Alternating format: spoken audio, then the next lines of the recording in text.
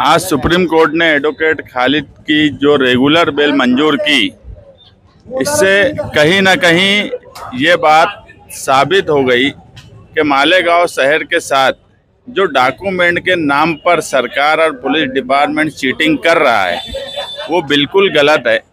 और इन सबके बीच में हमें अब ये उम्मीद हो गई है कि जिनकी जो लोग बंद है, जिनकी एप्लीकेशन फाइल है यहाँ पर बेल की, उसमें सुप्रीम कोर्ट का ऑर्डर मददगार साबित होगा।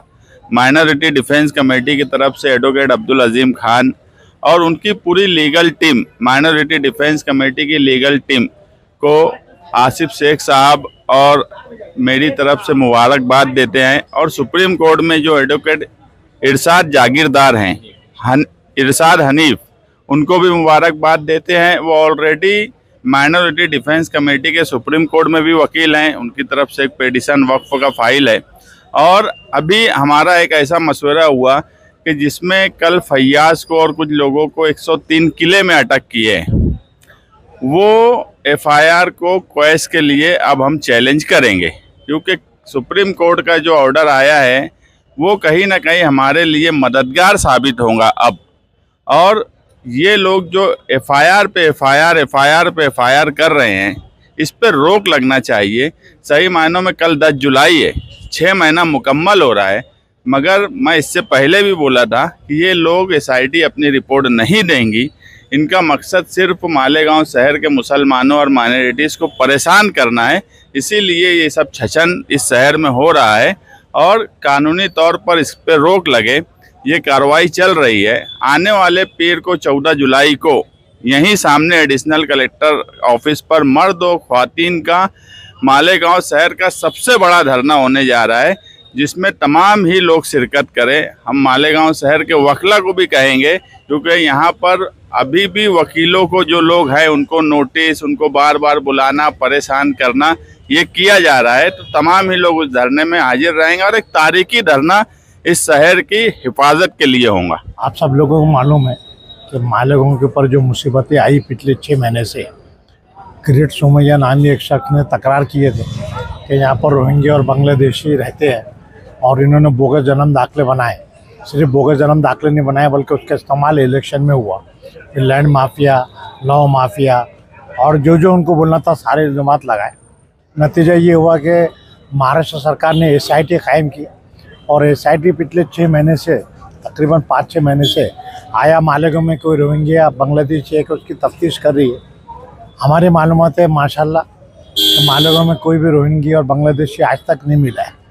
और चूँकि इनकी मेहनत राया जा रही थी, इस दरम्यान में उन्हें कुछ जो ऑर्डर्स दिए गए जन्म दाखिले के, तो कुछ इरेगुलरिटीज़ दिखी।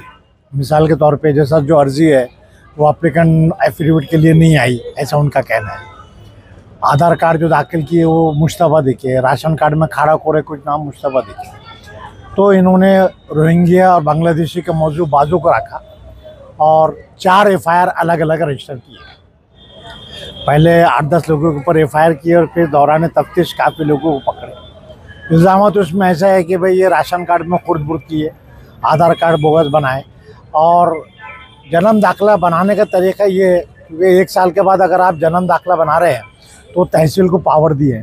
तो तहसील में जब केस दाखिल की जाती है तो वो कारपोरेशन में आया जो तारीख बताई गई उस दिन जन्म हुआ या मृत्यु हुआ, वो दाखिला मंगाते हैं नो ऑब्जेक्शन सर्टिफिकेट। कारपोरेशन ने नो ऑब्जेक्शन सर्टिफिकेट इशू की थी और बताई थी कि भाई हमारे रजिस्टर में इसकी नोंद नहीं, उसके बेसिस पे एफिडेविट देकर ऑर्डर पास कर दिया। उस वक्त पुलिस ने कारपोरेशन के कुछ अफराद पे दबाव डाली कि भाई ये जो नो ऑब्जेक्शन बता रही है हमारे वहाँ से इशू ही नहीं हुआ है, यानी वो बोगस है और फिर की दस्तखत बोगस है। उसमें तवाब नामी हाफिज़, एक गजाला, ऐसे 2-4 लोगों को अरेस्ट किए जो आज तक अरेस्ट है। कुछ एप्लीकेंट जिन्होंने अर्जी लिए तो उनको भी अरेस्ट किए।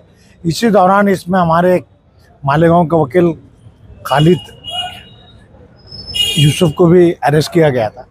हालांकि इसी खालिद यूसुफ को प्राण ने 2 महीने बुलाए।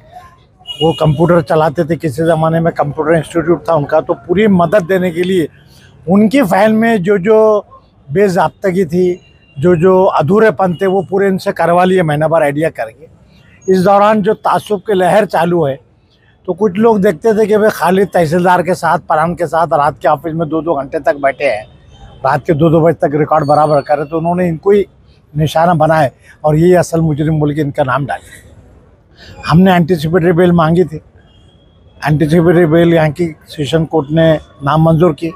हम हाई कोर्ट पहुँचे, हाई कोर्ट में राजेश पाटिल एक जज है, उनके सामने निकला।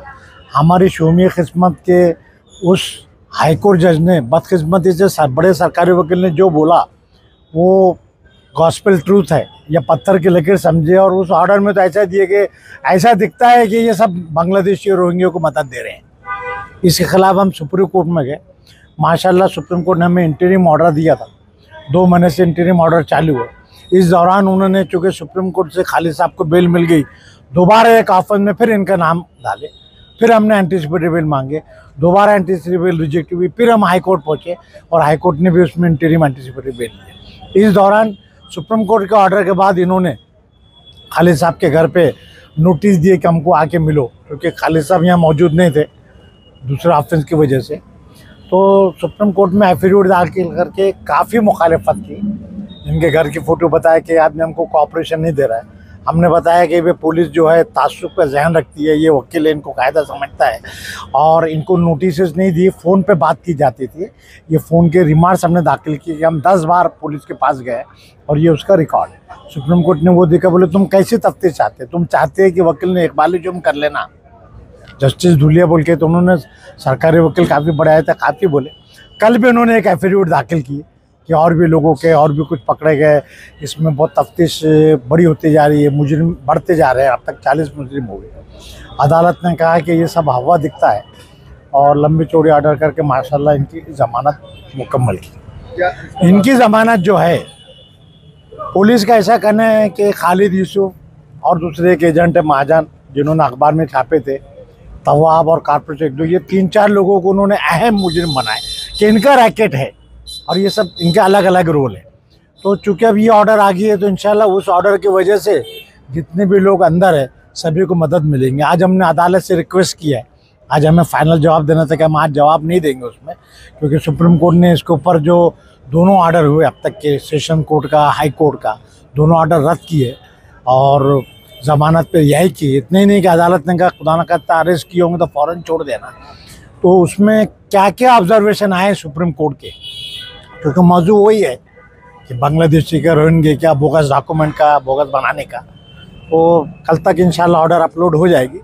तो आज भी जितने लोगों की ज़मानत की अर्जियाँ रखी थी, जिसमें हमको हमारा दोबारा जवाब देना था, तो हम आज मुद्दत मांग ली अदालत से, शायद कल या परसों तक ऑर्डर रहेंगे तो वो बताएंगे।